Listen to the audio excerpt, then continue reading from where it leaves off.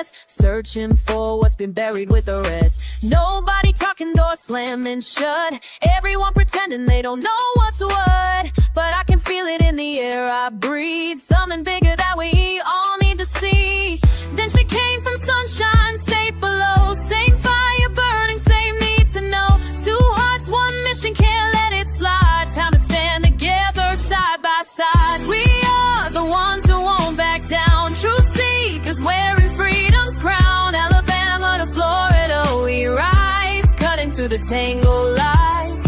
In his name we proclaim the light, fighting for what's wrong and right. Justice for the innocent and small, together we will conquer all. Never stopping, never sleeping, truth and justice and the sorrow. For the children, we are keeping, for the children, for tomorrow. And the silence and the sorrow, decades of deception, layers thick as stone. Connections running deep, seeds that have been sown. From the islands to the mainland shore, corruption at the highest floor. She brought the pieces I was missing then, stories that will make your blood run thin. Networks spanning far beyond our sight, but two determined souls can shine the light. Sacred mission divine, calling clear. No more hiding, no more living in fear. Hand in hand we face the storm ahead, resurrect the words that should be said. We are the ones who won't back down, truth seekers wearing freedom's crown. Alabama to Florida we rise, cutting through the tangled lies. In his name we proclaim the light, fighting for what's wrong and right. Justice for the innocent and small, together we will conquer all. Every child deserves protection, every family needs direction. Break the chains of silent suffering, let the bells of freedom ring. Never stopping, never sleeping, truth and justice for to all. For the children, for tomorrow, and the silence and the sorrow. From the heart of Dixie to the Everglades, two warriors on a holy crusade. No power on earth can make us bend. This is how the story's gonna end. Real justice, real truth prevail. Every cover-up will fail. In Jesus' name we stand as one. The battle's fought, the war is won. We are the ones who won't back down, truth seekers wearing freedom's crown. Alabama to Florida we rise, cutting through the tangled lies. In his name we proclaim the light, fighting for what's wrong and right. Justice for the innocent and small, together we will conquer all. Alabama girl with a heart so true, Florida sister I found you. Together forever the fight goes on, until every child comes home. Started with a whisper in my hometown streets, Alabama dust beneath my restless feet. Questions burning deep inside my chest, searching for what's been buried with the rest. Nobody talking, doors slamming shut, everyone pretending they don't know what's what. But I can feel it in the air I breathe, something bigger that we all need to see. Then she came from sunshine, state below, same fire burning, same need to know. Two hearts, one mission, can't let it slide. Time to stand together side by side. We are the ones who won't back down, truth seekers wearing freedom's crown. Alabama to Florida we rise, cutting through the tangled lies. In his name we proclaim the light, fighting for what's wrong and right. Justice for the innocent and small, together we will conquer all.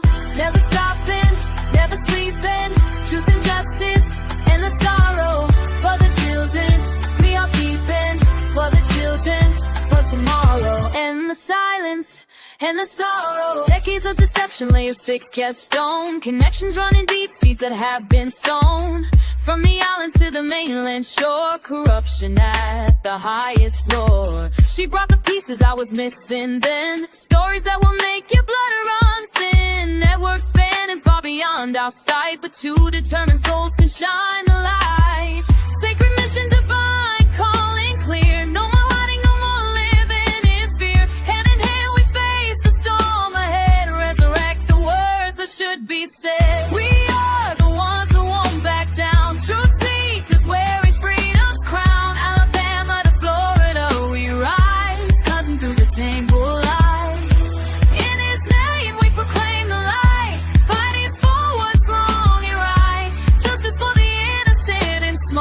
Together we will conquer all.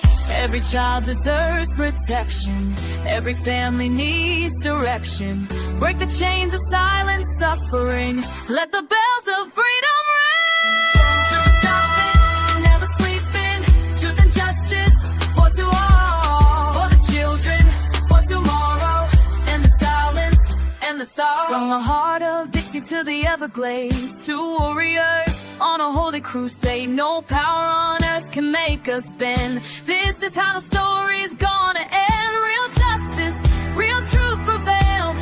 Every cover-up will fail. In Jesus' name we stand as one. The battle's fought, the war is won. We are the ones who won't back down. Truth seekers wearing freedom's crown. Alabama to Florida, we rise, cutting through the tangled lies. In His name we proclaim the light, fighting for what's wrong and right. Justice for the innocent and small. Together we will conquer all. Alabama girl with a heart so true. Florida sister, I found you. Together forever the fight goes on until every child comes home. Turn me to what I found something. Started with a whisper in my hometown streets. Alabama dust beneath my restless feet. Questions burning deep inside my chest. Searching for what's been buried with the rest. Nobody talking, doors slamming shut. Everyone pretending they don't know what's what. But I can feel it in the air I breathe. Something bigger that we all need to see. Then she came from sunshine, state below. Same fire burning, same need to know. Two hearts, one mission, can't let it slide. Time to stand together side by side. We are the ones who won't back down. Truth seekers wearing freedom's crown. Alabama to Florida, we rise, cutting through the tangled lies. In His name we proclaim the light, fighting for what's wrong and right. Justice for the innocent and small. Together we will conquer all. Never stopping, never sleeping. Truth and justice and the sorrow. For the children we are keeping. For the children, for tomorrow. And the silence and the sorrow. Decades of deception, layers thick as stone. Connections running deep, seeds that have been sown. From the islands to the mainland shore. Corruption at the highest floor. She brought the pieces I was missing then. Stories that will make your blood run thin. Networks spanning far beyond our sight. But two determined souls can shine the light. Sacred mission divine, calling clear. No more hiding, no more living in fear. Hand in hand we face the storm ahead. Resurrect the words that should be said. We are the ones who won't back down. Truth seekers wearing freedom's crown. Alabama to Florida, we rise, cutting through the tangled lies. In His name we proclaim the light, fighting for what's wrong and right. Justice for the innocent and small. Together we will conquer all. Every child deserves protection. Every family needs direction. Break the chains of silent suffering. Let the bells of freedom ring. Never stopping, never sleeping. Truth and justice for to all. For the children, for tomorrow. And the silence and the sorrow. From the heart of Dixie to the Everglades, to warriors on a holy crusade. No power on earth can make us bend. This is how the story's gonna end. Real justice, real truth prevail. Every cover-up will fail. In Jesus' name we stand as one. The battle's fought, the war is won. We are the ones who won't back down. Truth seekers wearing freedom's crown. Alabama to Florida, we rise, cutting through the tangled lies. In His name we proclaim the light, fighting for what's wrong and right. Justice for the innocent and small. Together we will conquer all. Alabama girl with a heart so true. Florida sister, I found you. Together forever the fight goes on until every child comes home. Turn me to what I found something. Started with a whisper in my hometown streets. Alabama dust beneath my restless feet. Questions burning deep inside my chest, searching for what's been buried with the rest. Nobody talking, doors slamming shut. Everyone pretending they don't know what's what, but I can feel it in the air I breathe. Something bigger that we all need to see. Then she came from sunshine, state below. Same fire burning, same need to know. Two hearts, one mission, can't let it slide. Time to stand together side by side. We are the ones who won't back down. Truth seekers wearing freedom's crown. Alabama to Florida we rise, cutting through the tangled lies. In his name we proclaim the light, fighting for what's wrong and right. Justice for the innocent and small. Together we will conquer all. Never stopping, never sleeping. Truth and justice and the sorrow for the children. We are keeping for the children, for tomorrow. And the silence and the sorrow. Decades of deception, layers thick as stone. Connections running deep, seeds that have been sown. From the islands to the mainland shore, corruption at the highest floor. She brought the pieces I was missing then. Stories that will make your blood run thin. Networks spanning far beyond our sight, but two determined souls can shine the light. Sacred mission divine, calling clear. No more hiding, no more living in fear. Hand in hand we face the storm ahead. Resurrect the words that should be said. We are the ones who won't back down. Truth seekers wearing freedom's crown. Alabama to Florida we rise, cutting through the tangled lies. In his name we proclaim the light, fighting for what's wrong and right. Justice for the innocent and small. Together we will conquer all. Every child deserves protection. Every family needs direction. Break the chains of silent suffering. Let the bells of freedom ring. Never stopping, never sleeping. Truth and justice for to all. For the children, for tomorrow. And the silence and the sorrow. From the heart of Dixie to the Everglades, two warriors on a holy crusade. No power on earth can make us bend. This is how the story's gonna end. Real justice, real truth prevail. Every cover-up will fail. In Jesus' name we stand as one. The battle's fought, the war is won. We are the ones who won't back down. Truth seekers wearing freedom's crown. Alabama to Florida we rise, cutting through the tangled lies. In his name we proclaim the light, fighting for what's wrong and right. Justice for the innocent and small. Together we will conquer all. Alabama girl with a heart so true. Florida sister, I found you. Together forever the fight goes on until every child comes home. Started with a whisper in my hometown streets. Alabama dust beneath my restless feet. Questions burning deep inside my chest, searching for what's been buried with the rest. Nobody talking, doors slamming shut. Everyone pretending they don't know what's what, but I can feel it in the air I breathe. Something bigger that we all need to see. Then she came from sunshine, state below. Same fire burning, same need to know. Two hearts, one mission, can't let it slide. Time to stand together side by side. We are the ones who won't back down. Truth seekers wearing freedom's crown. Alabama to Florida we rise, cutting through the tangled lies. In his name we proclaim the light, fighting for what's wrong and right. Justice for the innocent and small. Together we will conquer all.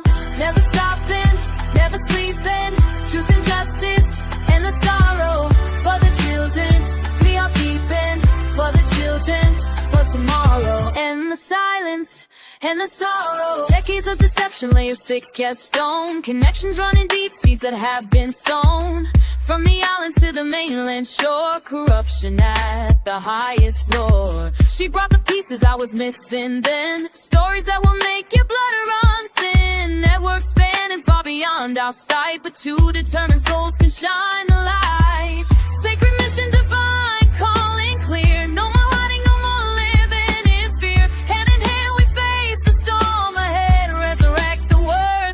be said. We are the ones who won't back down. Truth seekers wearing freedom's crown. Alabama to Florida, we rise, cutting through the tangled lies. In His name we proclaim the light, fighting for what's wrong and right. Justice for the innocent and small. Together we will conquer all. Every child deserves protection. Every family needs direction. Break the chains of silent suffering. Let the bells of freedom ring. Truth stopping, never sleeping. Truth and justice for to all. For the children, for tomorrow. And the silence and the sorrow. From the heart of Dixie to the Everglades, to warriors on a holy crusade. No power on earth can make us bend. This is how the story's gonna end. Real justice, real truth prevail. Every cover-up will fail. In Jesus' name we stand as one. The battle's fought, the war is won. We are the ones who won't back down. Truth seekers wearing freedom's crown. Alabama to Florida, we rise, cutting through the tangled lies. In His name we proclaim the light, fighting for what's wrong and right. Justice for the innocent and small. Together we will conquer all. Alabama girl with a heart so true. Florida sister, I found you. Together forever the fight goes on until every child comes home. Turn into what I found some fun. Started with a whisper in my hometown streets. Alabama dust beneath my restless feet. Questions burning deep inside my chest. Searching for what's been buried with the rest. Nobody talking, doors slamming shut. Everyone pretending they don't know what's what. But I can feel it in the air I breathe. Something bigger that we all need to see. Then she came from sunshine, state below. Same fire burning, same need to know. Two hearts, one mission, can't let it slide. Time to stand together side by side. We are the ones who won't back down. Truth seekers wearing freedom's crown. Alabama to Florida, we rise, cutting through the tangled lies. In His name we proclaim the light, fighting for what's wrong and right. Justice for the innocent and small. Together we will conquer all. Never stopping, never sleeping. Truth and justice and the sorrow. For the children we are keeping. For the children, for tomorrow. And the silence and the sorrow. Decades of deception, layers thick as stone. Connections running deep, seeds that have been sown. From the islands to the mainland shore. Corruption at the highest floor. She brought the pieces I was missing then. Stories that will make your blood run thin. Networks spanning far beyond our sight. But two determined souls can shine the light. Sacred mission divine, calling clear. No more hiding, no more living in fear. Hand in hand we face the storm ahead. Resurrect the words that should be said. We are the ones who won't back down. Truth seekers wearing freedom's crown. Alabama to Florida, we rise, cutting through the tangled lies. In His name we proclaim the light, fighting for what's wrong and right. Justice for the innocent and small. Together we will conquer all. Every child deserves protection. Every family needs direction. Break the chains of silent suffering. Let the bells of freedom ring. Truth stopping, never sleeping. Truth and justice for to all. For the children, for tomorrow. And the silence and the sorrow. From the heart of Dixie to the Everglades, to warriors on a holy crusade. No power on earth can make us bend. This is how the story's gonna end. Real justice, real truth prevail. Every cover-up will fail. In Jesus' name we stand as one. The battle's fought, the war is won. We are the ones who won't back down. Truth seekers wearing freedom's crown. Alabama to Florida, we rise, cutting through the tangled lies. In His name we proclaim the light, fighting for what's wrong and right. Justice for the innocent and small. Together we will conquer all. Alabama girl with a heart so true. Florida sister, I found you. you. Together forever, the fight goes on until every child comes home. Started with a whisper in my hometown streets. Alabama dust beneath my restless feet. Questions burning deep inside my chest. Searching for what's been buried with the rest. Nobody talking, doors slamming shut. Everyone pretending they don't know what's what. But I can feel it in the air I breathe. Something bigger that we all need to see. Then she came from sunshine, state below. Same fire burning, same need to know. Two hearts, one mission, can't let it slide. Time to stand together side by side. We are the ones who won't back down. Truth seekers wearing freedom's crown. Alabama to Florida we rise, cutting through the tangled lies. In his name we proclaim the light, fighting for what's wrong and right. Justice for the innocent and small. Together we will conquer all. Never stopping, never sleeping.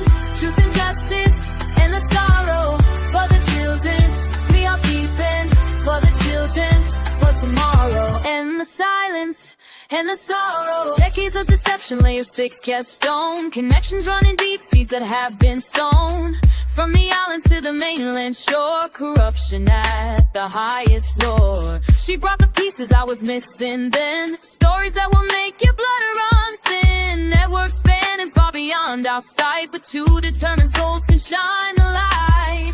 Sacred mission divine, calling clear. No more hiding, no more living in fear. Hand in hand we face the storm ahead. Resurrect the words that should be said. We are the ones who won't back down. Truth seekers wearing freedom's crown. Alabama to Florida we rise, cutting through the tangled lies. In his name we proclaim the light, fighting for what's wrong and right. Justice for the innocent and small. Together we will conquer all. Every child deserves protection. Every family needs direction. Break the chains of silent suffering. Let the bells of freedom ring. Truth stopping, never sleeping. Truth and justice for to all. For the children, for tomorrow. And the silence and the sorrow. From the heart of Dixie to the Everglades. Two warriors on a holy crusade. No power on earth can make us bend. This is how the story's gonna end. Real justice, real truth prevail. Every cover-up will fail. In Jesus' name we stand as one. The battle's fought, the war is won. We are the ones who won't back down. Truth seekers wearing freedom's crown. Alabama to Florida we rise, cutting through the tangled lies. In his name we proclaim the light, fighting for what's wrong and right. Justice for the innocent and small. Together we will conquer all. Alabama girl with a heart so true. Florida sister, I found you. Together forever, the fight goes on until every child comes home. Started with a whisper in my hometown streets. Alabama dust beneath my restless feet. Questions burning deep inside my chest. Searching for what's been buried with the rest. Nobody talking, doors slamming shut. Everyone pretending they don't know what's what. But I can feel it in the air I breathe. Something bigger that we all need to see. Then she came from sunshine, state below. Same fire burning, same need to know. Two hearts, one mission, can't let it slide. Time to stand together side by side. We are the ones who won't back down. Truth seekers wearing freedom's crown. Alabama to Florida we rise, cutting through the tangled lies. In his name we proclaim the light, fighting for what's wrong and right. Justice for the innocent and small. Together we will conquer all. Never stopping, never sleeping. Truth and justice and the sorrow for the children. We are keeping for the children, for tomorrow. And the silence and the sorrow. Decades of deception, layers thick as stone. Connections running deep, seeds that have been sown. From the islands to the mainland shore. Corruption at the highest floor. She brought the pieces I was missing then. Stories that will make your blood run thin. thin. Networks spanning far beyond our sight, but two determined souls can shine the light. Sacred mission divine, calling clear. No more hiding, no more living in fear. Hand in hand we face the storm ahead. Resurrect the words that should be said. We are the ones who won't back down. Truth seekers wearing freedom's crown. Alabama to Florida we rise, cutting through the tangled lies. In His name we proclaim the light, fighting for what's wrong and right. Justice for the innocent and small. Together we will conquer all. Every child deserves protection. Every family needs direction. Break the chains of silent suffering. Let the bells of freedom ring. Never stopping, never sleeping. Truth and justice for to all. For the children, for tomorrow. And the silence and the sorrow. From the heart of Dixie to the Everglades, two warriors on a holy crusade. No power on earth can make us bend. This is how the story's gonna end. Real justice, real truth prevail. Every cover-up will fail. In Jesus' name we stand as one. The battle's fought, the war is won. We are the ones who won't back down. Truth seekers wearing freedom's crown. Alabama to Florida we rise, cutting through the tangled lies. In His name we proclaim the light, fighting for what's wrong and right. Justice for the innocent and small. Together we will conquer all. Alabama girl with a heart so true. Florida sister, I found you. Together forever the fight goes on until every child comes home. Started with a whisper in my hometown streets. Alabama dust beneath my restless feet. Questions burning deep inside my chest. Searching for what's been buried with the rest. Nobody talking, doors slamming shut. Everyone pretending they don't know what's what. But I can feel it in the air I breathe. Something bigger that we all need to see. Then she came from sunshine, state below. Same fire burning, same need to know. Two hearts, one mission, can't let it slide. Time to stand together side by side. We are the ones who won't back down. Truth seekers wearing freedom's crown. Alabama to Florida we rise, cutting through the tangled lies. In His name we proclaim the light, fighting for what's wrong and right. Justice for the innocent and small. Together we will conquer all. Never stopping, never sleeping. Truth and justice and the sorrow. For the children we are keeping. For the children, for tomorrow. And the silence and the sorrow. Decades of deception, layers thick as stone. Connections running deep, seeds that have been sown.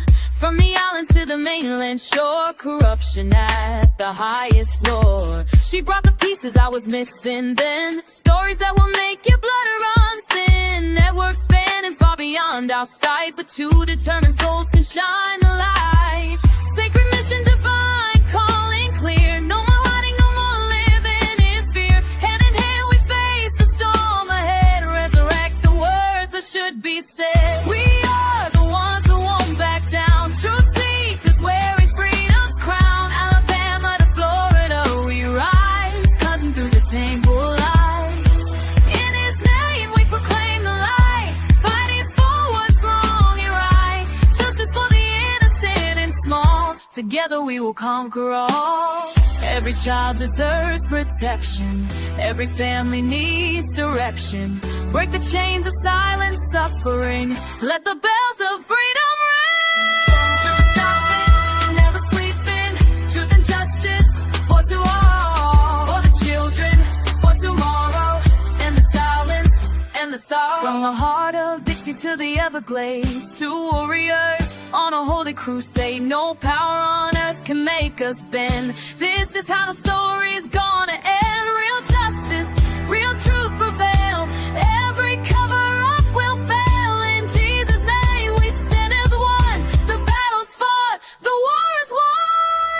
We are the ones who won't back down. Truth seekers wearing freedom's crown. Alabama to Florida we rise, cutting through the tangled lies. Watch what this one vitamin does to sciatic nerve pain. this in the morning to get rid of sciatic nerve pain. In Epstein's case, he had an inner circle of people who helped him acquire young girls. In other cases, there exist networks of individuals helping to pressure or even kidnap young children and force them into sexual bondage. This time, we are going to explore the story of a cult that was suspected of international human trafficking in 1987. The Finders Cult was a young group of men, women, and children who claimed to be nothing more than former hippies living an alternative lifestyle and practicing alternative parenting. The Finders were founded by a mysterious man with military connections, nicknamed the Game Caller, who believed in turning his life and the lives of those around him into a constant game or experiment. Although more than 30 years have passed since the Finders made their way to the front page of newspapers all over the world, questions still remain. Did the Game Caller's games involve trafficking of children? What exactly were the Finders finding?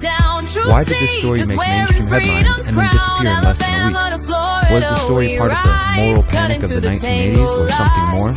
We will answer these questions, and most importantly, we ask, who will find what the Finders hide? As we examine the story of the Finders Cult, I would like to make all of our viewers aware that everything in this film is documented and can be confirmed by looking at our transcript and sources.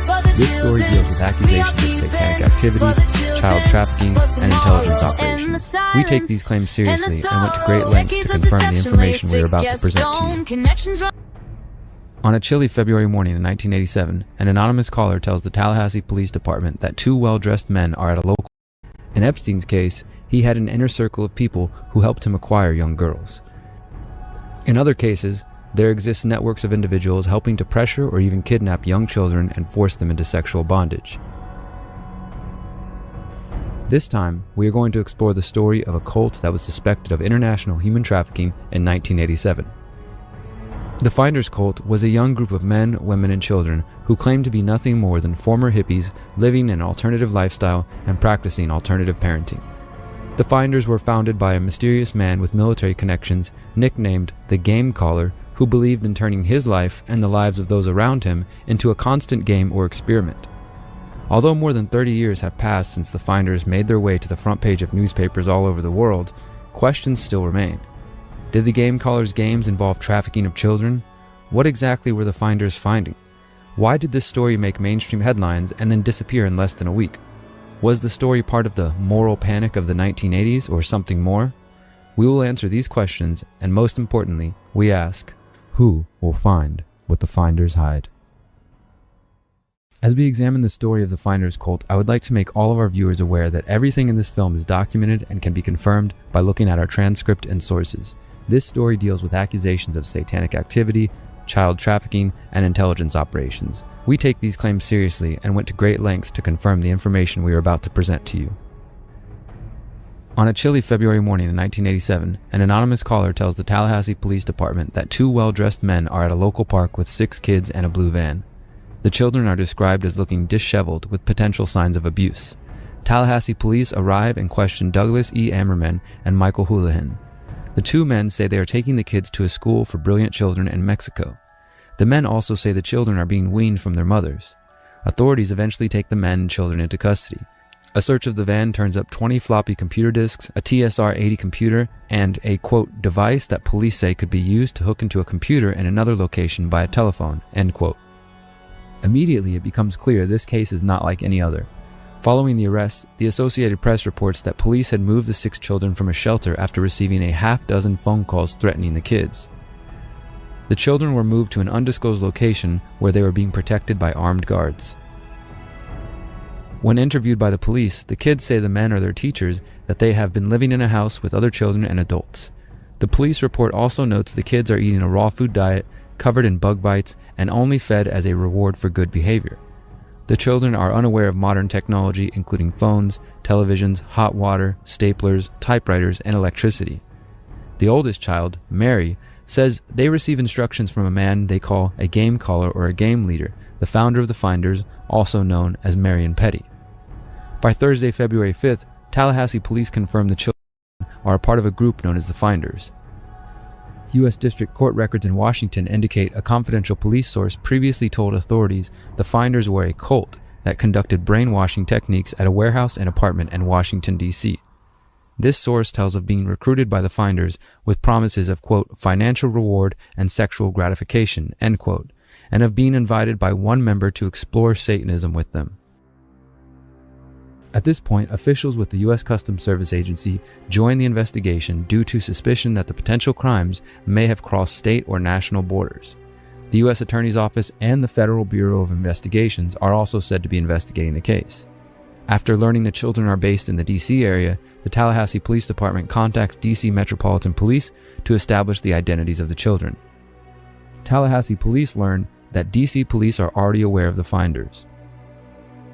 On Friday, February 6th, Virginia State Police raid a 90-acre farm owned by Marion Petty in rural Madison County, Virginia. Neighbors of the farm say children were often brought to the farm in vans, usually crying. An FBI report states that, quote, evidence of a satanic cult ritual was discovered, end quote. The same report notes that all reports regarding finders are to be classified secret. Meanwhile, D.C. Metro Police and U.S. Customs Service agents raid other finders' properties, including a duplex apartment building and a warehouse in Washington, D.C. Police reports and articles from 1987 indicate that the D.C. police removed large plastic bags filled with color slides, photographs, and photographic contact sheets from the warehouse. Some of the photos were of naked children. U.S. Customs spokesman David Hoover tells the Post, quote, we're not saying it's pornographic, but it has all the earmarks, end quote. A U.S. Customs Service report describes some of the photos as showing blood rituals involving children slaughtering goats while adults in white robes watch. It also describes that they found instructions on how to purchase children. The importance of this report, written by U.S. Customs Service agent Raymond J. Martinez, will become clear as we move on. The Customs Service then claimed to be looking into allegations of child pornography. Police spokesman Scott Hunt states that the finders may have, quote, been accustomed to selling or smuggling the children of its members out of the country, end quote. Then Captain William White of the D.C. Police Department declines to speculate on what the possibilities might be, but reports written by D.C. Police state that law enforcement believe the possibilities include kidnapping or some type of international market for children. Police investigator Cheryl Wignan says more than one of the children has been sexually abused, but she won't say exactly how many. Genghis Plato, also known as Robert Gardner Terrell, was the spokesperson for the finders and the owner of a D.C. house that police say was used by members of the group. Terrell tells reporters the group are simply, quote, rational people and not devil worshippers or child molesters. Then another spokesman for the finders named Diane Sherwood states the group are, quote, hardworking with a Protestant ethic. We don't even think we are a group, she says. We are just a network of co-operators. By Monday, February 9th, 5 days after the children and their 2 male chaperones were arrested, Washington Metro Police announced they have found no evidence of wrongdoing or satanic activity by the finders. Health officials in Florida then say they have no evidence of sexual abuse of the children. D.C. Metro Police Chief Maurice Turner Jr. states that the department has not uncovered any evidence to, quote, corroborate allegations made by an informant that the organization is a cult and that its activities involve satanic rituals, end quote. By Thursday, February 12th, Gary Shepard of the FBI's Washington field office says the FBI investigation has, quote, not uncovered any evidence of federal violations, end quote. But according to the New York Times, quote, the statement from the Metropolitan Police Department conflicts with accounts from police in Tallahassee, Florida, where the children were found, unwashed and hungry. Officials there say that morning, at least 2 of the children had signs of sexual abuse. Despite the initial reports, by the end of the week, headlines are reporting that charges are dropped and that the whole situation was a giant misunderstanding. Just like that, it's gone from the news. Now, to be fair, it's true that a so-called moral or satanic panic seemed to grip the United States in the 1970s and 80s, where parents were suspecting all kinds of people being involved in devil-worshipping cults or child trafficking networks. And although the vast majority of these cases have been dismissed as paranoia, the story of the finders deserves a deeper look. Let's start. One simple but brilliant trick to cool your home in 90 seconds. Tired of hot and stuffy rooms during summer? This genius way to cool any room in 90 seconds for almost zero cost is taking over the market like crazy in the US. An ingenious college kid from Phoenix just destroyed the billion-dollar AC industry by building a device that can cool down any room in record time. Martin designed the invention after budget cuts left his school with a broken aircon system and sweltering hot summers. He and his fellow classmates Start by examining the available law enforcement documentation on the finders. Documenting the finders. The finders cult incident in Florida took place more than 30 years ago. Although the mainstream version of events says the whole thing was blown out of proportion, a reading of the reports from the Tallahassee Police Department, the FBI, and U.S. Customs Service leaves more questions than answers. The Customs Service report has been widely reported and circulated, and the FBI documents were released through Freedom of Information Act requests. In 2018, thanks to the work of an activist, the 75 pages of Tallahassee police reports were also finally released to the public. This is the story of those documents. Tallahassee Police Department reports.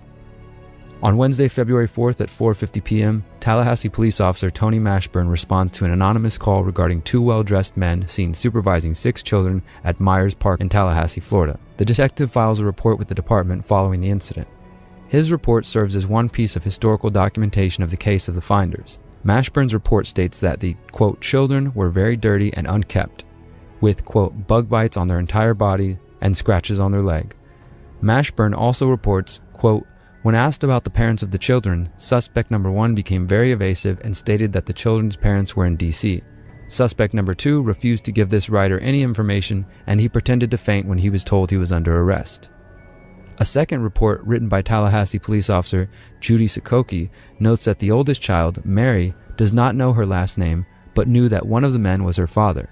She states that the men had several aliases. When asked where they were going, the children say they do not know, they were just, quote, going different places and staying at campgrounds. The children also say they hadn't seen their mothers for 2 months since before Christmas because they were being weaned from their mothers. The report states that the kids told officers the adults in their community had to do what the game caller told them to do, and that the kids did what the adults told them to. The children say they were not allowed in the house. The kids also told authorities that the adults communicated with the game caller, aka Marion Petty, via a computer in the van. Later in the report, it notes that the children claimed Marion Petty, quote, owns a man named Steve, end quote. When eldest child Mary was questioned about sexual abuse, she became very evasive. She said there were no, quote, bad touches between the children and adults, and reportedly became fidgety and wanted the interview to end. The same police report mentions that an official with the Department of Health and Rehabilitative Services, or HRS, said the 2 children were confirmed cases of sexual abuse. Jane Patia of HRS stated that a Dr. Mora had found one of the children lacked, quote, anal spectral control consistent with acts of sodomy. Also, one of the girls had signs consistent with vaginal penetration by the fingers. On February 8th, Tallahassee police filed another report mentioning a curious incident involving a computer found on Florida State University campus in front of the library. Apparently, on Thursday, February 5th, a student named Robert Sorkin spotted the computer inside of a phone booth and decided to take it home. After he saw details relating to the Tallahassee police investigation, he turned it over to law enforcement, who determined the owner of the computer was, quote, obviously persons who are involved with a group called the Finders, end quote. A similar TSR-80 computer was also found in the group's van. Once the warehouses in D.C. were raided, D.C. Metro Police shared the details of their findings with the Tallahassee Police Department. In one report, D.C. Detective Bill Cagney describes finding a library of books which included books, quote, concerning mind control, end quote.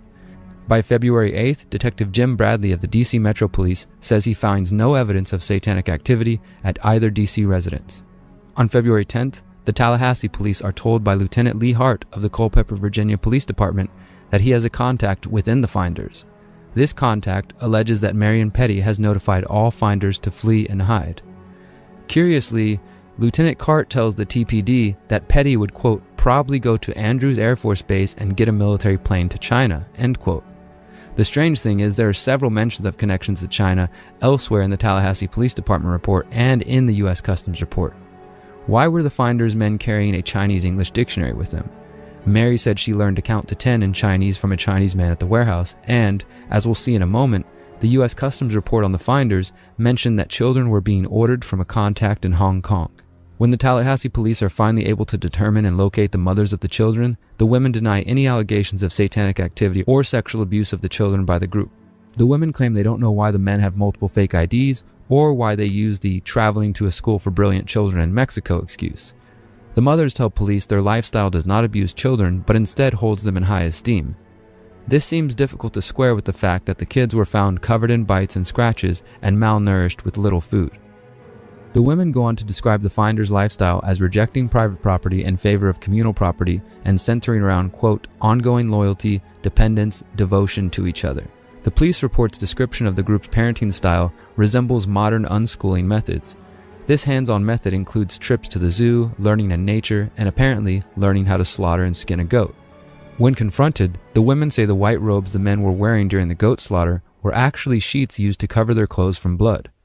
The mothers also contradict the children by saying the kids are allowed to eat whenever they want rather than at predetermined mealtimes. On Wednesday, February 11th, Assistant Investigator Rick Huffman is made lead investigator. By February 24th, Huffman has officially ended the Tallahassee Police Department's investigation into the finders. Huffman writes, quote, "As to whether the children had actually been abused or neglected at the time of arrest seems to hinge on whether the children being dirty, possibly hungry, and living under camping conditions constitutes abuse or neglect." Huffman concludes, quote, "This investigator has learned of no group or individual actions which appear abusive or neglectful." Huffman does not mention the reports of sexual abuse by doctors with HRS. And with that, the Tallahassee Police Department's investigation into the finders cult came to an end. The other main source documents are a series of memos from the U.S. Customs Service, the predecessor to the current U.S. Customs and Border Protection Agency. The memos were written by U.S. Customs Agent Raymond J. Martinez. In these pages are the most damning accounts of alleged trafficking of children and potential connections to intelligence agencies. Martinez filed 3 memos, 2 of which describe his experience participating in the search of the warehouse in D.C. alongside the Metro Police. Once the Customs Service was notified that the children were allegedly en route to Mexico, a customs investigation was launched. The Metro Police reportedly contacted Customs because the agency maintains a network of child pornography investigators. Martinez notes that his office was contacted by Detective Jim Bradley with the Metro Police Department because he believed the Tallahassee case was strongly related to a case he was investigating in D.C. Bradley also told Martinez that he originally investigated the 2 addresses connected to the finders in December of 1986, 2 months before the incident in Florida. An informant had given Bradley information regarding a cult known as the Finders, operating various businesses out of a warehouse. The information was specific in describing blood rituals and sexual orgies involving children and a yet unsolved murder in which the Finders were alleged to be involved. Martinez's report states that during the execution of the warrant on the warehouse, he was, quote, able to observe and access the entire building, end quote. As authorities searched the building, they found tons of documents, a large library, a sauna, computers, maps with locations highlighted, a room with video recording equipment, and much more. Martinez says his search of the documents revealed the following: detailed instructions for obtaining children for unspecified purposes, instructions on the impregnation of female members of the finders, telex messages using MCI mail, an early version of email. One such telex message specifically ordering the purchase of 2 children in Hong Kong to be arranged through a contact in the Chinese embassy. Another telex message expressing interest in bank secrecy situations. Documents identifying interest in high-tech transfers to the UK and numerous properties under the control of the finders. Documents relating to terrorism, explosives, and invasion of law enforcement. A detailed summary of the events surrounding the previous night's arrest and of the 2 adults and 6 children in a Tallahassee park. And a set of instructions which appeared to be broadcast via a computer network which advised the participants to move the children and keep them moving through different jurisdictions, and instructions on how to avoid police attention. The following day, Friday, February 6, 1987, Customs Agent Martinez meets Detective Bradley at the warehouse again. Quote, "I was again granted unlimited access to the premises," he writes. This time, Martinez says he observes, quote, "numerous documents which describe explicit sexual conduct between the members of the community known as the Finders." He also says he saw a large collection of photos of unknown people, including some nude photos of people believed to be members. Watch what smoothies do to our body. Are smoothies a good option? They are probably one of the biggest poisons known to man. Human studies have shown breaking down fruit into fructose actually lessens energy. Give fruit the boot. What about diet sodas? I'm a former Diet Coke addict. When we stimulate sweet receptors with something that isn't sugar, insulin pulls sugar out of your bloodstream. And that's what makes people overeat and accumulate fat. Does Members of the Finders. There were numerous photos of children, some nude, at least one of which was a photo of a child on display and appearing to accent the child's genitals. I was only able to examine a very small amount of the photos at this time. He also states that another officer showed him a photo album that contained a series of photos of adults and children dressed in white sheets participating in a blood ritual. Martinez says the photos showed the execution, disembowelment, skinning, and dismemberment of 2 goats at the hands of the children. Other documents include files relating to activities of the organization in different parts of the world, including London, Germany, the Bahamas, Japan, Hong Kong, Malaysia, Africa, Costa Rica, and Europe. Martinez reports seeing one file entitled Pentagon Break-In. He also claims a Metro Police Department officer told him the group maintained intelligence on private families. The officer told Martinez about a game the finders would play in which the group would respond to local newspaper advertisements for babysitters, tutors, etc., and then a member of the finders would gather as much information as possible about the habits, identity, occupation, etc. of the family. Martinez's file memo was filed April 13, 1987. 2 months after his original memos, Martinez reasserts his view that, quote, numerous documents were discovered which appeared to be concerned with international trafficking in children, high-tech transfer to the UK, and international transfer of currency.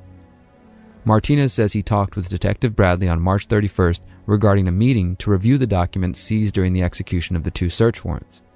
When Martinez arrives for the meeting on April 2nd, Detective Bradley is not available. Martinez writes that he, quote, spoke to a third party who was willing to discuss the case with me on a strictly off-the-record basis, end quote. Agent Martinez is notified that all passport data gathered during the investigation was given to the U.S. State Department. The State Department then tells the Metro Police that all travel by the passport holders was within the law and no action was to be taken. Martinez notes that, quote, this includes travel to Moscow, North Korea, and North Vietnam from the late 50s to mid-1970s, countries engaged in conflict with the United States at the time. This unnamed third party also tells Martinez that, quote, the investigation into the activity of the finders had become a CIA internal matter, end quote. Martinez's final statements reveal the MPD report has been classified secret and was not available for review.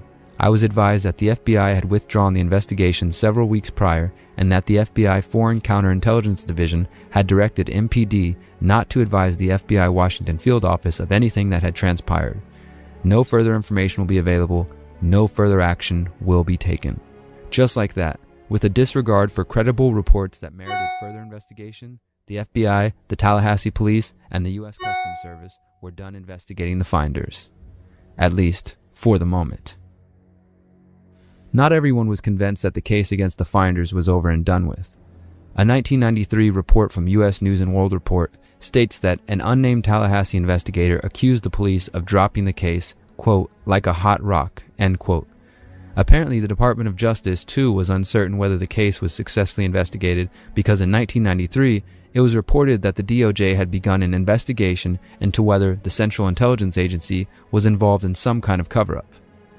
A December 1993 Associated Press report states, quote, the Justice Department said Friday it is investigating allegations the CIA used a front company run by a commune to train agency employees and that the CIA blocked investigation of the group. The AP also notes that a CIA spokesman said the CIA sent some employees to a company called Future Enterprises Incorporated for computer training in the 1980s. The spokesman claimed the CIA did not know about any connections between the company and the finders. The vice president of Future Enterprises at the time, Joseph Marinich, said the company had trained CIA employees in computer use and continues to do so, but that it had never been a front for anyone. However, a connection between the finders and Future Enterprises appeared through Finders spokesman Robert Terrell, who worked at Future Enterprises at the time of the Florida incident. Terrell was fired by Marinich once he found out about the finders. Oddly enough, Future Enterprises currently maintains contracts with the Defense Intelligence Agency, a U.S. government agency which focuses on gathering intelligence on the military intentions and capabilities of foreign governments and non-state actors. The Associated Press quoted a report from the Washington Times as stating that Martinez had apparently sent his reports to Congress calling for investigations and had provided documents suggesting the CIA was blocking investigations of the finders. In a mind-blowing admission, the Washington Times stated, quote, a later customs report says the CIA admitted to owning the Finders organization as a front for a domestic computer training operation, but that it had gone bad, end quote. The U.S. News & World Report article mentions that Representative Charlie Rose of North Carolina and Florida Representative Tom Lewis were calling for an investigation into the CIA. Could our own government have something to do with this Finders organization and turn their backs on these children? That's what all the evidence points to, and there's a lot of evidence. I can tell you this, we've got a lot of people scrambling, and that wouldn't be happening if there was nothing here. The article also notes that law enforcement sources say some of the finders are listed in the FBI's classified counterintelligence files. Unfortunately, the FBI files which have been released are heavily redacted. Still, these files do reveal important details. The FBI files on the finders. In April 1994, the FBI requested all available documents on the finders' investigation and received 21 documents from the U.S. State Department. These documents were considered unclassified by 2014. These documents confirm that in 1993, the Department of Justice ordered a preliminary investigation into allegations that the finders were involved in sexual abuse of children and whether or not the intelligence community played a role in covering it up. The name of the person making these allegations is redacted, but it becomes clear the documents are referencing U.S. Customs Agent Raymond Martinez and his report from the warehouse raid. Despite the heavy redacting, the files make it clear the FBI was taking note that Martinez had reached out to Congress calling for an investigation. One portion of the documents mention a Customs Service special agent who wrote a report claiming to have seen computer equipment with instructions on, quote, obtaining children for unspecified purposes, end quote. The report also mentions impregnating female members of the finders, instructions on kidnapping, buying, and trading children. Finally, the report states that this unknown person, who is more than likely Raymond Martinez, claimed that another unnamed person worked with the State Department and the FBI's counterintelligence division to cover up the crimes of the finders. This memo, dated March 9, 1987, relates what was taking place behind the scenes during the weeks following the official end of the investigation into the finders. Again, this document is so heavily redacted, it's hard to determine exactly what was said, but what is clear is that someone with the Metropolitan Police Department stated that none of the items claimed by Raymond Martinez were found at either finder's property and that there was no evidence of child exploitation, kidnapping, and no instructions on buying children. The redacted document notes that a DC Metro Police Sergeant John H. Stitcher had been told by an unknown person to step away from the investigation into the finders. However, another document claims that this never happened. It seems likely that Martinez and Stitcher would have met and discussed what Martinez saw, and perhaps the fact that Stitcher claimed he was told to back off the investigation into the finders. Either way, the FBI files note that by 1993, Sergeant John H. Stitcher was dead. Another report from the FBI special agent in charge says that, quote, the bottom line was that the Tallahassee investigation was not impeded or influenced by any agency, end quote. An unnamed special agent with the FBI's Washington Metropolitan Field Office and an officer with the DC Metro Police were both interviewed in November of 1993 and claimed that they had no direct knowledge of evidence indicating child abuse or exploitation or interference from the U.S. intelligence community. Martinez stated that he believed he was correct in his original report. The FBI files show the Bureau searched the government's internal databases for names thought to have been used by the finders, including Finders Transnational, Finders Transnational Ragged Mountain, Women's Network Service, General Scientific Corporation, and the aforementioned Future Enterprises. As with Future Enterprises, it is believed these businesses may have been fronts operated by the finders. After all of this, the initial incident in Tallahassee, the raids of the warehouse and apartments, the end of the investigation, the two male members of the finders were released from jail. A Washington Post article from June 1, 1987 mentions that 4 of the children were returned to their mothers, while the other 2 were placed in foster homes. The article also notes that 2 of the mothers followed instructions given by Petty. Tether, global leader in financial inclusion, connecting people, communities, nations. Advancing the U.S. dollar dominance, 420+ million users globally. Tether, unstoppable together. And refused to get a lawyer or respond to the courts, and instead left Florida and returned to Washington, D.C. After interviewing dozens of people directly involved in the case and reviewing hundreds of documents, the DOJ concluded there was no evidence of child abuse or trafficking, satanic cult activity, or law enforcement complicity. In the minds of the authorities, the case was closed. However, as we have uncovered here, there are many details that ought not be forgotten. While it may be easy to dismiss these claims as nothing more than conspiracy, it's difficult to ignore the statements from the Tallahassee Department of Health and Rehabilitative Services regarding the signs of sexual abuse. There's also the original reports from Customs Agent Raymond Martinez describing detailed information related to trafficking. When asked for a comment about his initial report, Martinez agreed to speak to us as long as we did not record. In one email exchange, Martinez makes it clear that he stands by his original report and does not believe anyone will be held responsible. On November 1, 2018, Martinez wrote, quote, Nothing's ever come of any info I've provided over the years except professional grief. I have no delusions of anyone ever being held accountable for what I know happened. Without that potential, I really don't see the point. Unfortunately, before we could uncover any more details about what exactly he saw, the former customs agent backed out and ended communication. Regarding Martinez's statements about professional grief, court records show that in 1994 he was accused of improperly disclosing case information to a close co-worker of an individual under investigation. He was reassigned from the position of criminal investigator and his pay was docked. Whether Martinez believed this was done in retaliation or not, we don't know because he refused to respond to any more questions. Is it really possible that Martinez imagined the whole thing? Could the doctors have been mistaken when observing signs of sexual abuse on 2 of the kids? It's possible. Anything's possible, including the possibility that the agents in the FBI, Customs Service, and Metro Police covered up what U.S. Customs Agent Martinez saw and then made him look incompetent. On the other hand, it's also true that none of the former members of the Finders have come forward to say the group was involved in child trafficking or sexual abuse. Even former members who sued the group and had plenty of criticisms claim there was no signs of sexual abuse. One would imagine that even one member would leak the truth to the public if there was indeed something more to the story. However, one could also argue that anyone who is involved with the Finders and their alleged activity would probably be well aware of how connected and powerful the group is and might be too terrified to blow the whistle. To understand the Finders, we need to examine the people involved in the day-to-day activities of the cult. More specifically, to find what the Finders hide, it's imperative to study the founder of the group, Marion Petty. The following details are taken from the public record on Petty, as well as interviews with members of the Finders. Who was Marion Petty? Little is known about the life of Marion D. Petty, the mysterious founder of the Finders. Before his death in 2004, it had been widely reported that Petty was a retired Air Force Master Sergeant who spent years rubbing elbows with the top brass and the United States intelligence community. The true nature of Petty's connections to these intelligence agencies remains a central mystery to the case of the Finders cult.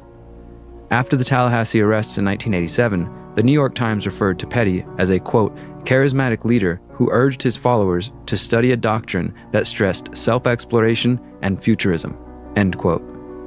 During the investigation, Priscilla Coates, president of the Bay Area chapter of the Cult Awareness Network, told the Associated Press that the Finders were not a satanic cult, but rather, quote, just a weird situation where Petty controlled others and made everything a game. Media reports from the 1980s state that the Finders first evolved out of the human potential movement of the 1970s, a movement based on the idea that an extraordinary potential lie within each person waiting to be unleashed.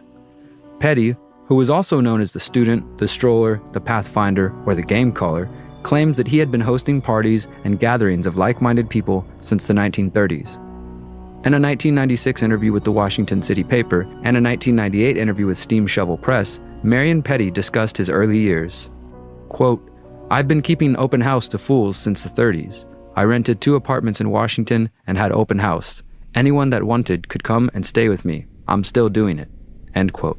In fact, Petty told both the Steam Shovel Press and the Washington City paper that since World War I, he kept open house, quote, mainly to intelligence and counterintelligence people in Washington, end quote. Petty claimed that his goal was to know everything and say nothing.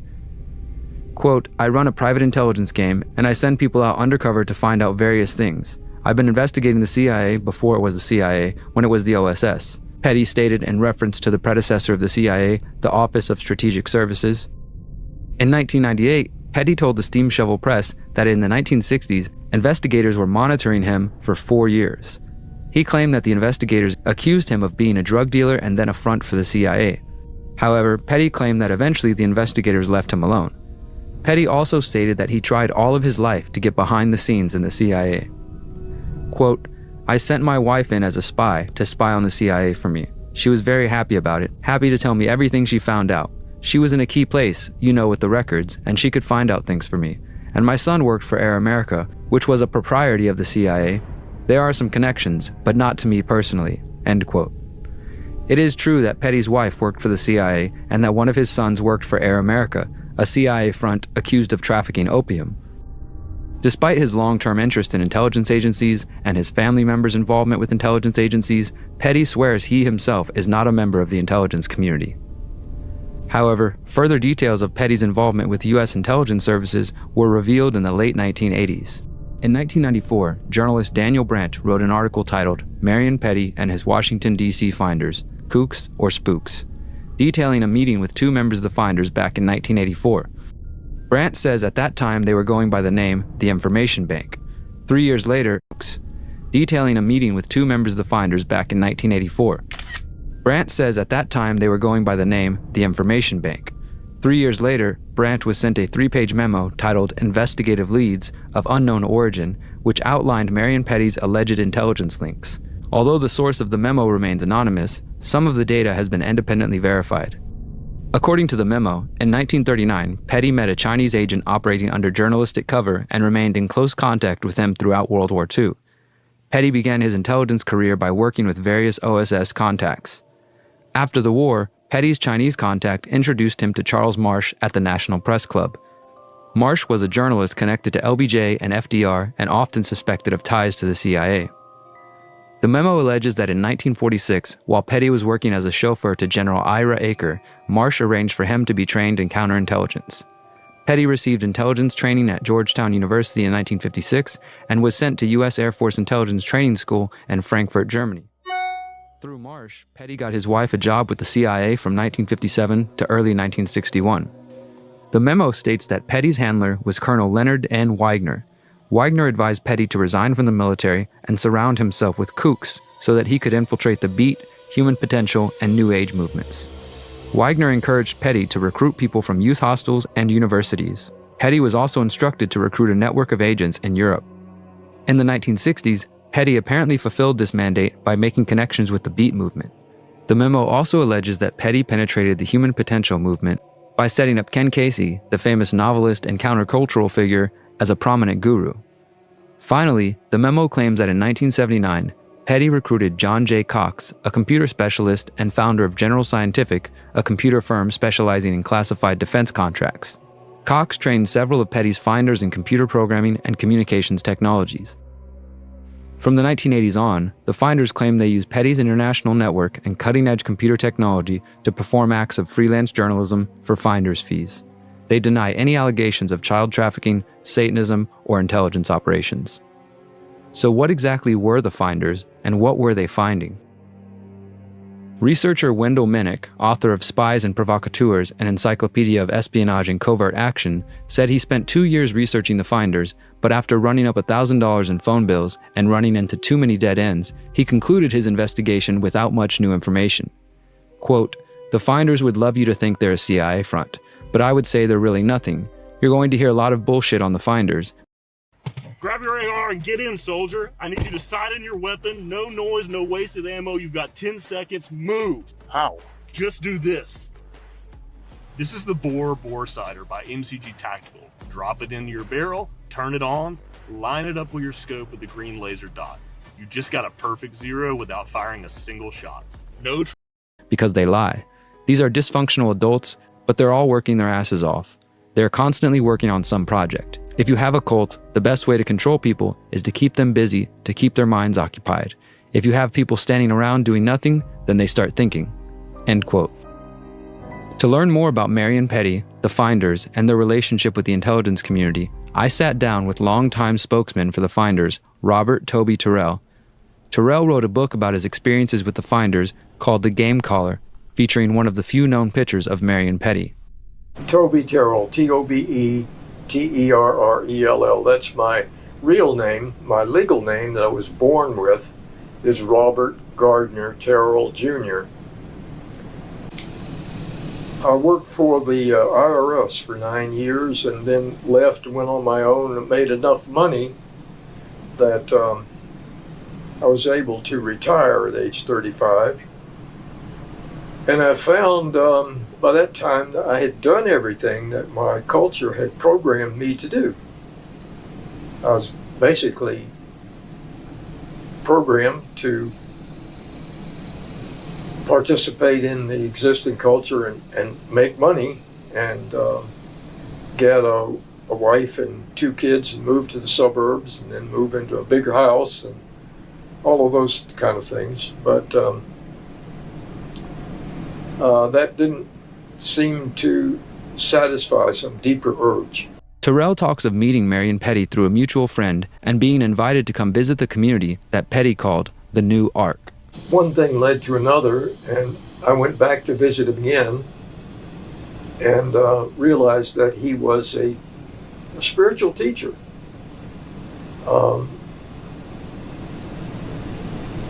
Based on the questions that he asked me. And so I asked him some questions as well. And then I was in transition. I'd been married for 12 years, had a couple of kids, was living in Chevy Chase in a very nice house in a very nice suburb. But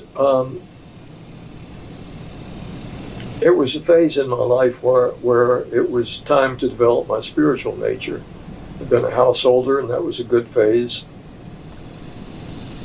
So to make that a shorter story, I moved in to the New Ark and never moved out.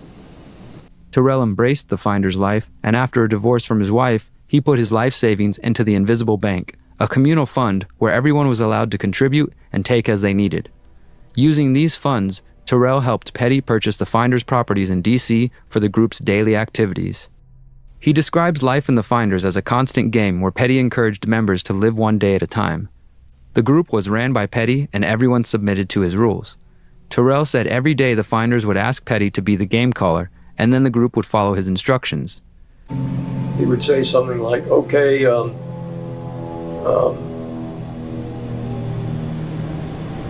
take off with no money and don't come back till you have $100. And no instructions other than that.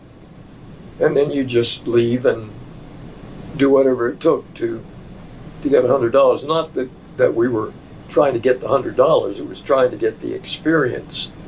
Terrell confirmed that Marion Petty spent his military career working closely with generals and intelligence officials, and that Petty worked as a chauffeur. He already knew the first chauffeur, and that's where he'd gotten the information about the new chauffeur's job. And he said that he just stood there and gazed into the eyes of Henry Arnold until Henry Arnold consented. And that's how he spent World War II, as the chauffeur for all of the leading generals of World War II, which was a wonderful job because he knew what was going on behind the scenes. He was carrying the vice president or these various generals around town in the back seat of his Cadillac.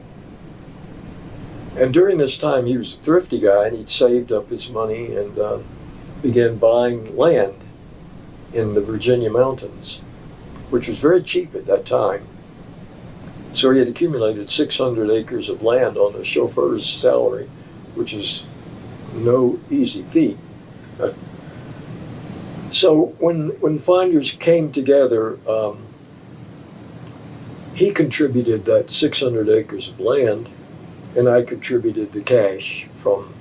They had some cash already, but that was my contribution. While Terrell claims that Petty bought the land by being thrifty and saving his chauffeur's salary, the anonymous investigative leads memo claims that it was in fact Charles Marsh who supplied the funds to Petty so he could purchase hundreds of acres of farmland in Madison and Rappahannock counties in Virginia. This is where Petty would start building his cult. During the research for this film, I was sent an interview with Finders member Michael Houlihan, aka Michael Howell, one of the men arrested in Tallahassee in 1987. In the interview, Howell emphatically states that the children were not abused, there were no blood rituals or satanic activity. Both Howell and Robert Terrell state that the Tallahassee incident was the result of a moral panic of the 1980s and bad reporting by the media. Terrell says the trouble began when a disgruntled ex-girlfriend of one of the Finders went to the police and spread false rumors about the group's alleged involvement in satanic activity. And she went to the D.C. police and told them that we were a satanic cult. And so they opened an investigation I don't know what a satanic cult is, or even whether it's against the law. As evidence of the fact that we were a satanic cult, she took a police officer into the park. Our apartment buildings were right next to Glover Archibald Park, which is a 400-acre park in downtown D.C. It's a wonderful place. And if you walk out the back door of our apartment buildings, you walk onto a trail in Glover Archibald Park, and she took the police officer there and showed him that there was a circle of stones where someone had had a campfire. And this was the evidence that we were a satanic cult, that we had campfires. It was not us. I mean, I don't know where that came from, but that was enough evidence for them to open an investigation. This original investigation mentioned by Terrell preceded the 1987 arrests in Tallahassee. It was the arrests of the two Finders men which spurred on a further investigation by the D.C. Metro Police, the U.S. Customs Agency, the Virginia State Police, and the FBI. You have to have a little more background of what was happening in the culture at that time. There was a panic going on at that time. Now, what's going on now is that people are seeing a terrorist behind every bush. At that time, it was people were seeing child molesters behind every bush. There were many cases that got great publicity throughout the country. There was a whole industry that was built up around identifying child molesters, most of which amounted to nothing. There was a famous case out in Manhattan Beach in California that made national headlines for months. And finally, it all came down that it was all made up stuff that was put into the heads of these very young children. We were pioneers in trying to raise free children. And in order to do that, you have to be sort of clandestine, because if it looks like the children... Don't drink smoothies before watching this. Are smoothies a good option? They are probably one of the biggest poisons known to man. Human studies have shown breaking down fruit into fruit are not being raised in an orthodox fashion, you can get yourself into a lot of trouble. And we certainly were not raising our children in an orthodox fashion. We never gave them an order.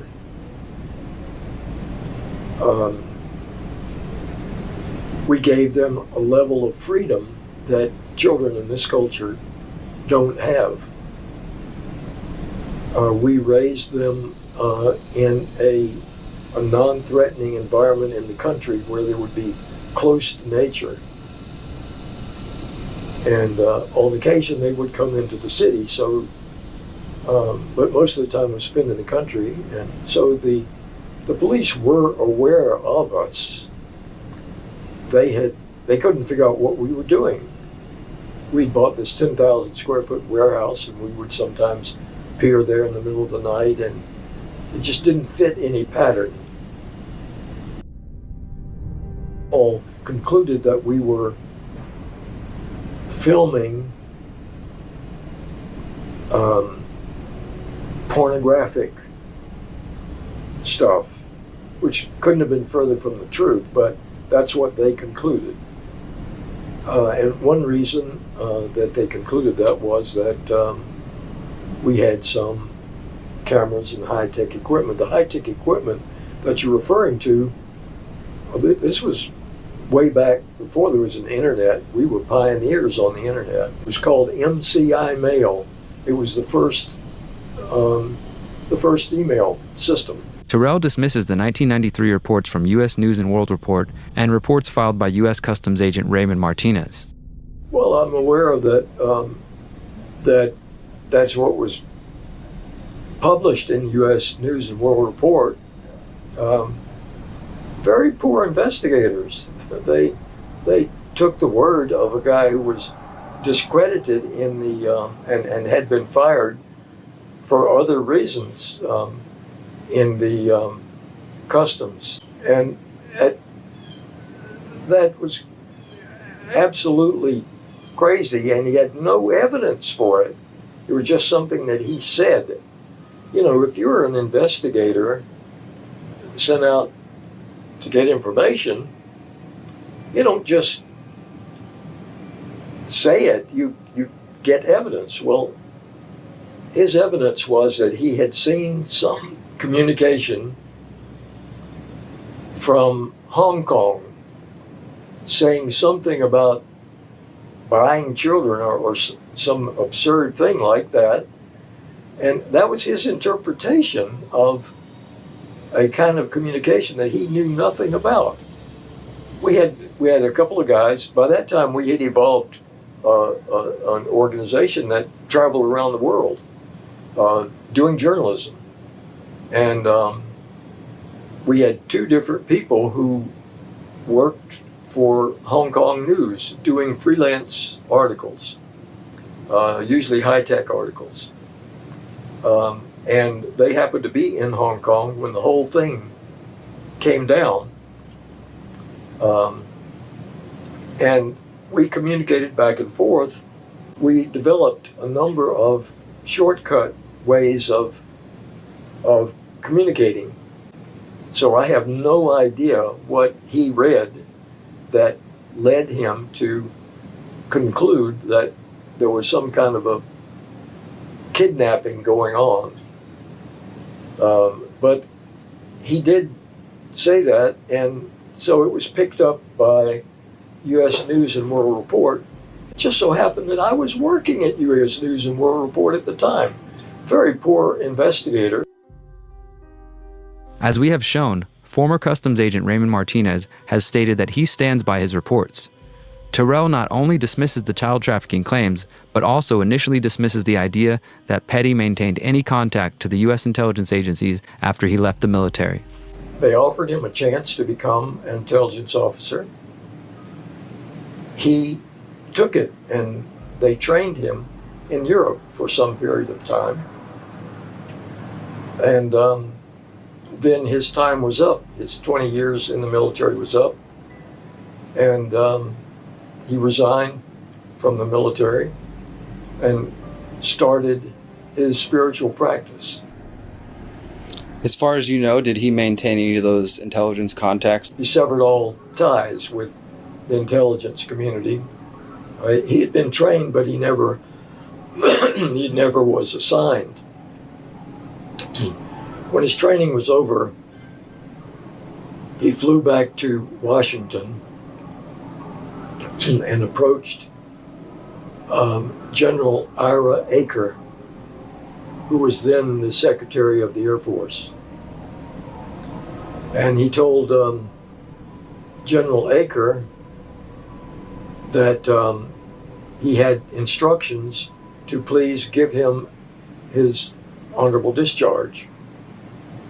And he was highly regarded by Aker. So Aker asked him why, and Petty said, "I'm sorry, it's so secret that I can't even tell you."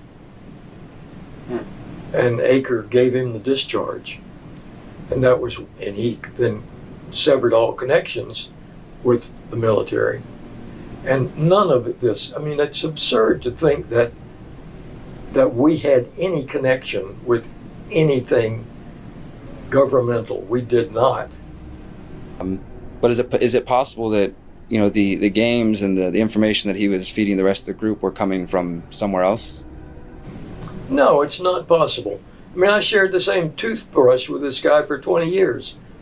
It's not possible. And you think about it. We were as opposite to the goals of the government and the intelligence community than you could possibly be. Interestingly, members of the Finders are still connected to the intelligence field. This includes Kristen K. Noth, one of the mothers of the children involved in the 1987 Tallahassee incident. Noth has used several variations of her names over the years, including Kristen Noth and Kristen K. Noth. She has also written for various publications which discuss issues important to the intelligence community, including Knowledge Magazine and Foresight Alliance. Her LinkedIn page describes her as a futurist and qualitative analyst who has been deeply engaged with foresight practice and theory for more than 15 years. Eventually, Robert Terrell concedes that Petty was deeply connected to the intelligence community. Did you ever see any evidence of Petty being tied to intelligence agencies? Because there are those who speculate, perhaps you're correct, perhaps the child trafficking claims, that was all exaggerated, it's part of the satanic moral panic of the 80s and that sort of thing. But there does seem to be some sort of indication that Petty was involved with intelligence services. Do you know anything about those claims, or did he ever share any of that information with you? Oh, of course. He was in the Army Air Corps, which became, after World War II, the U.S. Air Force. And he was highly regarded by the brass. And they asked him if he would like to become an intelligence officer. So why would he want to be an intelligence officer? There's a lot like the intelligence service in being a meditator and practitioner of yoga. What is the goal of yoga and meditation? The goal is to discover in yourself a connection that is closer to the divinity than the human body. Getting in touch with that part of yourself, that deep part of yourself, is not unlike. Watch what smoothies do to our body. Are smoothies a good option? They are probably one of the biggest poisons known to man. Human studies have shown breaking down fruit into fructose actually lessens energy. Give fruit the boot. What about diet sodas? I'm a former Diet Coke addict. When we stimulate sweet receptors with something that isn't sugar, insulin. Like being an intelligence officer. An intelligence officer is living in a foreign culture. When you get deeply into meditation and yoga, what you're seeing around you is not what the average person sees. You know that you're not this human body, and that most of the people around you are confused, thinking that that's what they are, this temporary body that we've been given. And to pass that on to his followers, to think like an intelligence officer. And we did that. We thought of ourselves as not the CIA, but the DCIA, the Divine Central Intelligence Officer.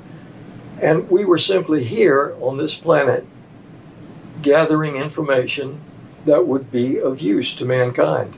In the end, Terrell stands by his statements that the myths surrounding the Finders cult are simply rumors and conspiracy theories.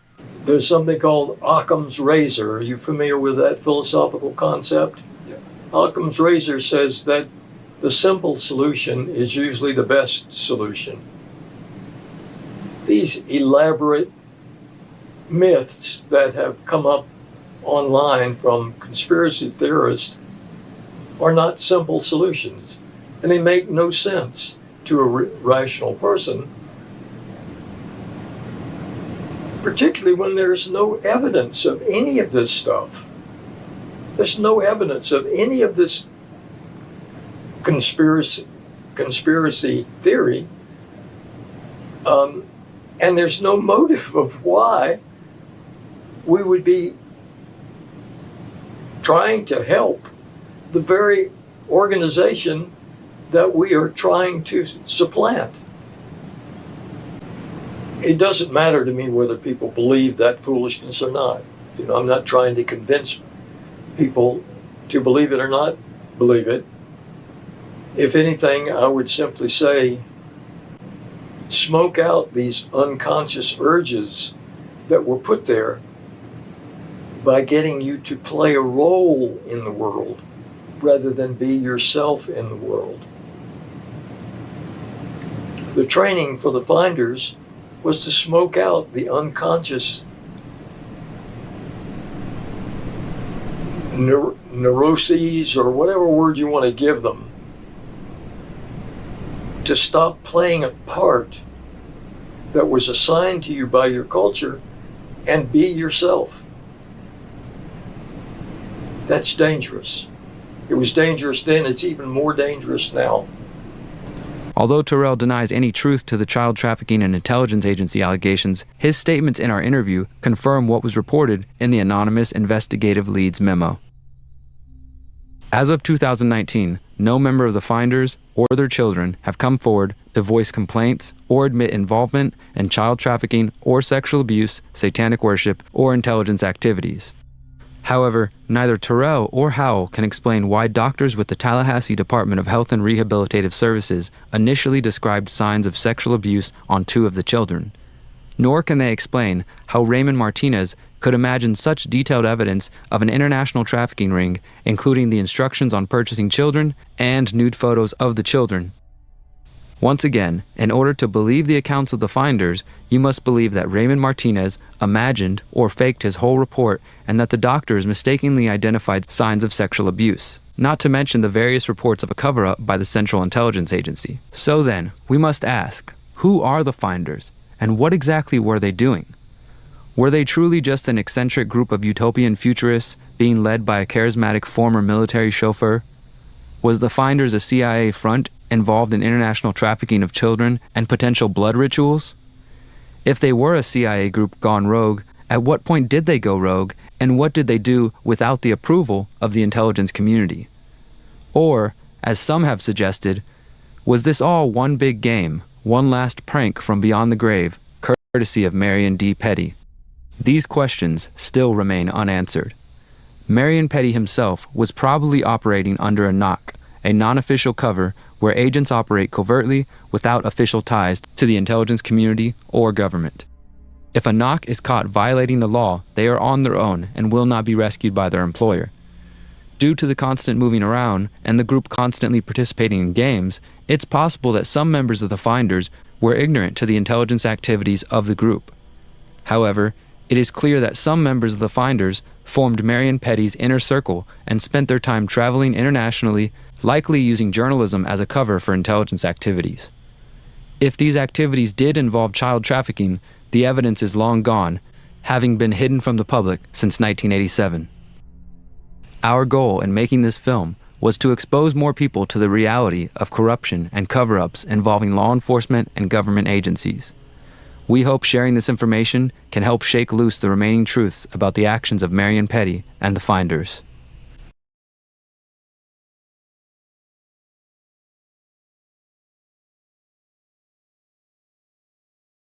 Watch what smoothies do to your body.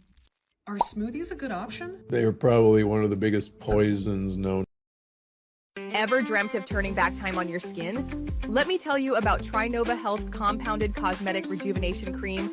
After weeks of use, my skin transformed. No more dullness, and it seemed more radiant with a lot less signs of aging. It's not just a cream, it's a fountain of youth in a bottle, tailor-made for my unique skin needs with ingredients that truly pack a punch. Getting started is very simple. Just complete a quick online intake and Trinova Health handles the rest. No office visits, no waiting rooms, and no red tape. Take the leap and experience unparalleled radiance. Scan the code or click Order Now to get started.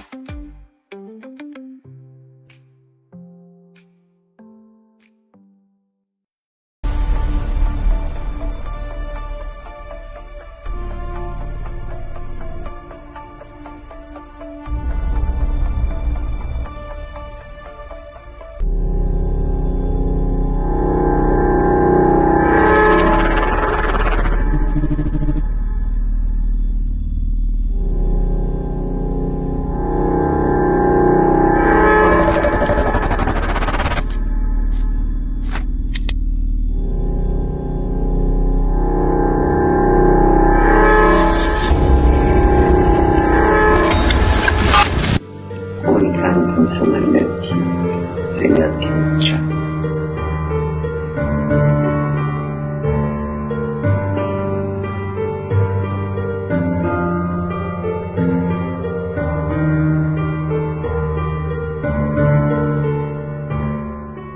6-year-old sandy-haired youngster disappeared from the Sears Hollywood Mall between 12:30 and 1:45 on Monday afternoon and is still missing at this hour. July 27th, 1981. There was a toy department, there was electronics, there was video games, there was clothes, and an announcement comes over the PA. Attention shoppers, Adam Walsh, if you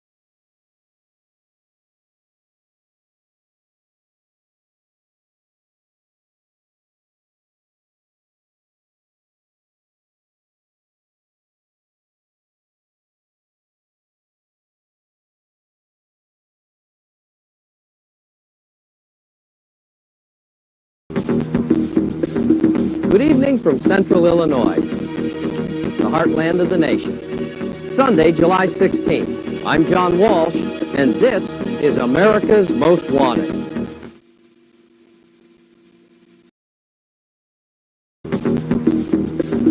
Good evening from Central Illinois, the heartland of the nation. Sunday, July 16th. I'm John Walsh, and this is America's Most Wanted.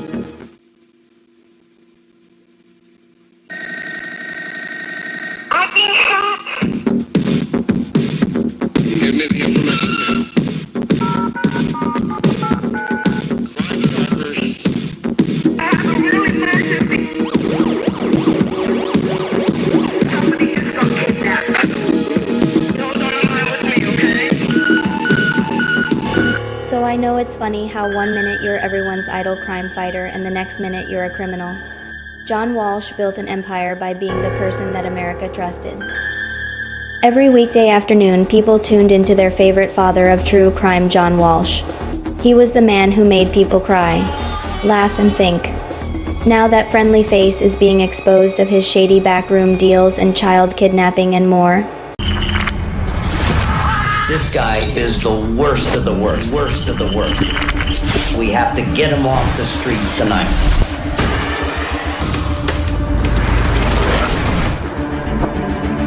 If you know anything about this case, you've got to make the call. You make the call, we make the capture. America's Most Wanted is all new Friday at 9. Your life, your time. John Walsh possibly using his fortune to hide things nobody wants to talk about with his net worth of $20 million noted in this article this month, November 2024. But the important question to ask here is, why doesn't he comment on his actions upon kidnapping his own daughter's children? And not only that, the question remains, if there's nothing to hide, then why hasn't he spoken up about these allegations? Why hasn't even the media spoken about it? Not one major news media outlet has said a word. And why? Let me explain to you. America's Most Wanted, the original true crime series, is back. You can run, but you can't hide. Let's not forget the FBI was fully endorsed by America's Most Wanted and John himself. Action News. Each week, John and I work with authorities to profile some of the most wanted individuals. With your help, we're putting them where they belong. Together, we're making our communities safe again. And with your support, we'll continue winning the war. Don't miss FBI Files, Wednesdays at 6 p.m. on Fox 10 Action News. And America's Most Wanted, America Fights Back. Watch the only television show that's endorsed by the FBI. America's Most Wanted, Sunday on Fox 54. Because the FBI has been complicit in the New World Order all along. The FBI has been complicit in covering up child sex trafficking for a long time. The National Center for Missing and Exploited Children was set up in the FBI building through Senator Byrd. He had actually had an office in the FBI building to set that up as a catch-net operation for the children who were trafficked. And the FBI came in and just made sure that Lieutenant Colonel Michael Aquino could just stay free in spite of how many crimes he was caught up in, just like they cover up for the Clintons, you know. And it's impossible to ignore allegations of child sex trafficking, covering up violence, and using his influence to protect predators. This isn't just some tabloid gossip. It's the kind of story that's almost too shocking to be true. Yet here we are. We have a media icon who is constantly promoting the FBI and setting them apart from the others. John Walsh's connections have always run deep. He supposedly rose from medium-income, small-home, normal family and then within only a few years be put into a position such as the host of America's Most Wanted. I'm not buying it. He was installed by a criminal empire. From hotel industries, to Hollywood, to politicians, to law enforcement, and even down to local state-level judges. John Walsh needs to be investigated by the FBI, not endorsed anymore. It's time. No one wants to be associated with something this deep and connected, and no one wants to think John Walsh could or would commit such acts on his own daughter, let alone the American people for decades. What's fascinating is how quickly John Walsh's friends and allies have gone silent. It's as if they're all waiting to see how this plays out, before deciding where their loyalties lie. This time there's been nothing but silence, and that speaks volumes in Hollywood. And in this case, it's deafening. But silence is often louder than words. It is hard for many to accept and will be harder for the ones that are not yet awakened to this travesty. For crimes this serious, the idea that John Walsh could be involved in something like this, child trafficking, covering up decades of crimes and betraying the public and his family, no matter the cost and when you're that powerful, this is a man who represented the best of the American dream. A man whom built a massive media empire and won the hearts of millions. It turns out that there might be a very dark side to his success, and when it involves someone like John Walsh, the media frenzy that has ensued is almost predictable. People love nothing more than a good crime story or a story about a fugitive on the run. He's rubbed shoulders with some of the most powerful people in the world. No matter the cost and when you're that powerful, John Walsh was willing to use his power and influence to protect people. Hollywood is built on connections. Just like Diddy then, whom additionally he has protected and withheld information about as his daughter had inquired to him over the years of her early adulthood in the industry, so why did John Walsh ignore her? Tell her I will handle it. I find that eerily odd due to the people he is known to be involved with. Why wouldn't you want her help? You're supposed to be the crime fighter, right? And that's part of what makes these allegations so troubling. But the law and American people do not care about how many awards you've won. The deeper this story goes, the more it feels like we're only scratching the surface. If John Walsh has been hiding these kinds of secrets, then it's very likely that others in his inner and outer circle are just as guilty. And when one domino falls, the rest are likely to follow. In the past, any time John Walsh faced even a hint of controversy, his supporters rallied behind him. They would go on talk shows, post on social media and defend his integrity, or it would be known and broadcasted on the news of any allegations as any elite in the media would normally. But as I've said before, they've gone silent and haven't spoken a word about his daughter's children being taken by him for an unlawfully and illegal reason through the corruption of CPS and his law enforcement pals. And I've dedicated my entire life to locking up the worst criminals. Since 1988, we've caught 1,191 fugitives.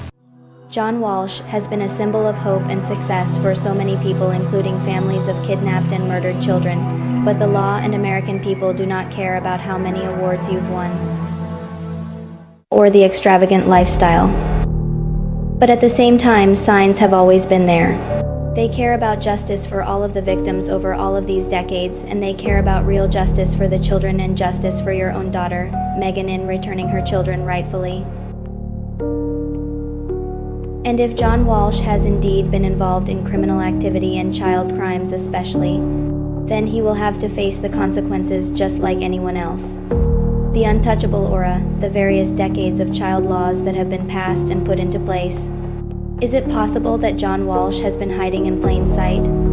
Yes, for decades. It's easy to think that you're above the law. The idea that someone who has been so publicly generous and kind, or how many people love you, or how many laws you've established, manipulated, and fooled the public with, could be involved in something so dark, is almost too much for people to handle. Maybe that's why he's been able to get away with it for so long, but the most chilling part of this whole saga is this. People don't want to believe that their heroes are flawed. This is not any fairy tale.